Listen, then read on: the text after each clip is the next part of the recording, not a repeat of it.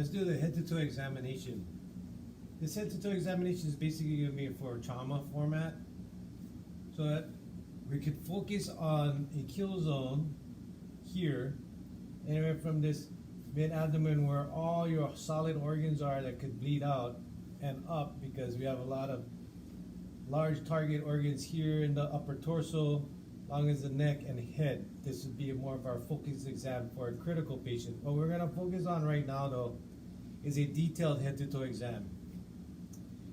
You start off at the head, you palpate the scalp and the head for hair, and you're looking for any type of deformities, contusions, abrasions, lacerations, punctures, swelling, edema, looking at your fingers for any blood, and you're basically palpating and trying to feel in these areas of the cranium. You feel in the occipital region, the back, the parietal region, the temporal regions, any blood, any of those type of injuries or soft tissue or bone injuries that you can see. Particular to notice around the back of the ears for those kind of battle signs, or around the orbits here and eyes for any raccoon signs. You're going to continue to palpate the facial bones. You can palpate the facial bones over the cheekbones and then the lower jawbone. So you get the maxilla, mandible, the TMJ. We can start with the pupils. You'd have the person look upright. You have them look directly at your nose, because you're going to tell them you're going to shine a light in their eye. You'll shine a light in one side, and you just want to catch it indirectly off the other side. Then you're going to tell them, okay, go ahead and open up their eye. Look at my nose again, and you're shining indirectly. You're looking at both sides of the eyes to make sure that the pupils constrict to light and then dilate when you take the light off. And this means if you're stimulating this side of the eye with the light, you should see the constriction on this side to accommodate for the light being shined in this eye, and vice versa. You also have the person look at your finger and follow or track the eyes, their eye movements to your finger. We can come down and take a look at the nose and see if there's any type of deformities, septal deviations, any epistaxis or nosebleed.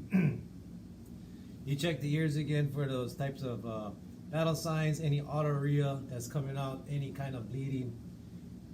Into the mouth cavity or oral cavity, we're looking at the dentures and teeth, the dentation, and we're looking at the mucosa, we're looking at the buccal lining, we're looking at the gingiva, we're looking at the tongue, the uvula, the back of the throat, if there's any type of obstructions or secretions in there.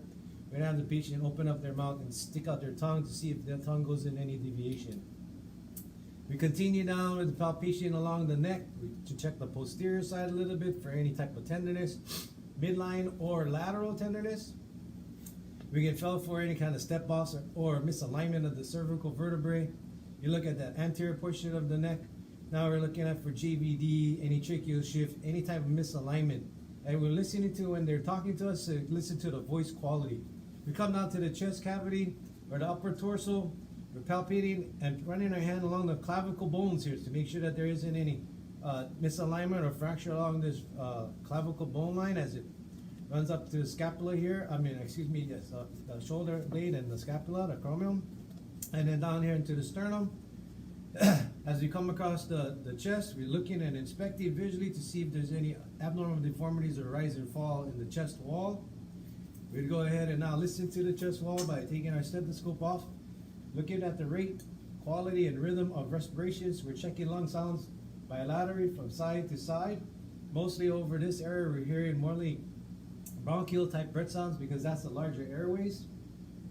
We're going to continue down towards the base and the lateral aspects so that we can hear more vesicular lung sounds. As you're listening, you're having the patient take a breath in and out as you listen for those breaths. Now, they may get a little fatigued or tired, so you watch them as you do the exam. We continue down, and we can go ahead and palpate anterior, posterior stress of the chest wall. So I'm testing the sternum, and I'm pressing on the side or the back. And then lateral aspects, as I press along the rib cage here, where the angle of the ribs come, I'm trying to stress to see if there's any misalignment or deformities, and as I feel, I'm looking for any type of abrasions, contusions, punctures, lacerations, burns, swelling, and any kind of discoloration or ecchymosis. In this case, for the lungs, I'm not looking specifically for eviscerations, but I'd be looking for segments, subcutaneous emphysema, and the like. My lung sound should be clear. I should hear air movement throughout the entire chest. If I should hear anything else, then that would lead me to something like some kind of abnormal breath sounds. We're moving on to the abdomen. As I look at the abdomen, I like to make sure that the shape is normal, that there's not any abnormality in the contour of the abdomen. In some people, it may be slightly obese. Other people, they might be gravid and pregnant. There may be other surgical scars as we come down through the upper torso and going down to the abdomen. Abdomen is broken up into our 4 quadrants, can be broken up into even more.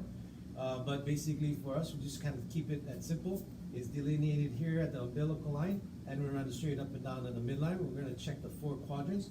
So as we look, the contour is fine. I don't see any ecchymosis or any kind of discoloration. In this case, it would be evisceration, where the part of the organ or the intestine has been protruded out from a miscommunication or an opening within the abdominal wall.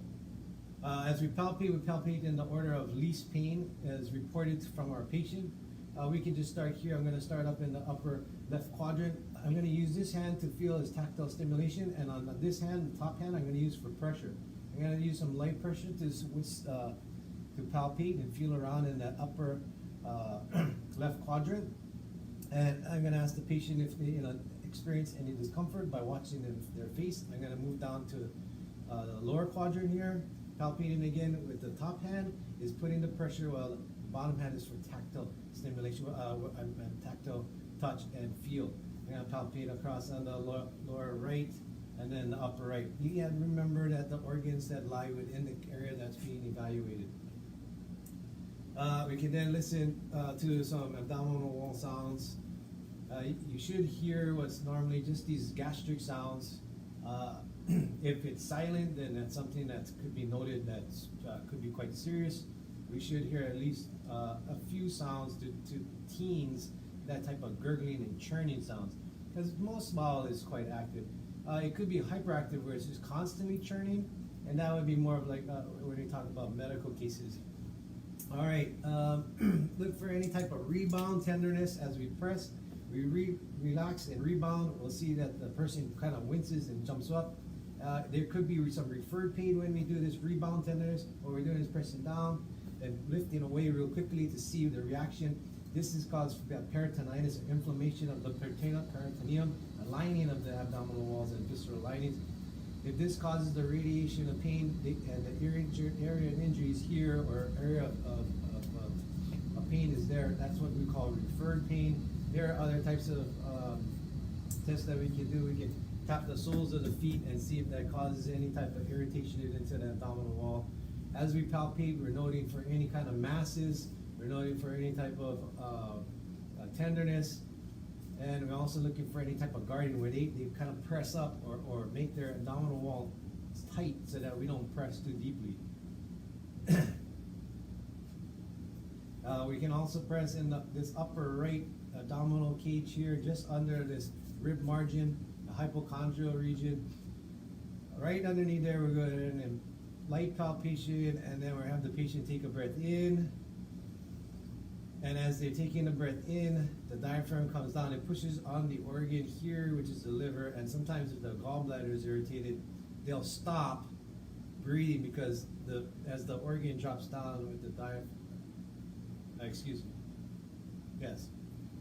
So as the organ drops down, they're gonna, the fingers here are gonna kind of irritate the space between the liver and gallbladder. All right, so that would be more medical. All right, so we're also looking for discolorations around the periumbilical area and anything on the flank sides. As we come down to the pelvic girdle, we're gonna put anterior, posterior stress when we press on the pubic bone and the tailbone area, coccyx, and then lateral stress as we stress on the lateral aspects of the hip bone. We're not gonna tend to rock the patient's pelvic girdle. We can check the lower extremities as we come down, and we're going to check for PMS as well as intact bone and function. Again, you cut and expose in your entire exam. So we're going to check as we come down. We can check the perineum and the groin area for any type of priapism or incontinence, any gross bleeding. Here we check the hip, see that the hip is easily maneuverable. We can check the range of motion, but first let's check to make sure that we have some anterior posterior stress on this bone. So as we're pressing down, I'm trying to press side to side to make sure that this bone doesn't move this way, and I'm pressing anterior posterior stress so that I see if the bone would have any type of movement or break upwards or downwards.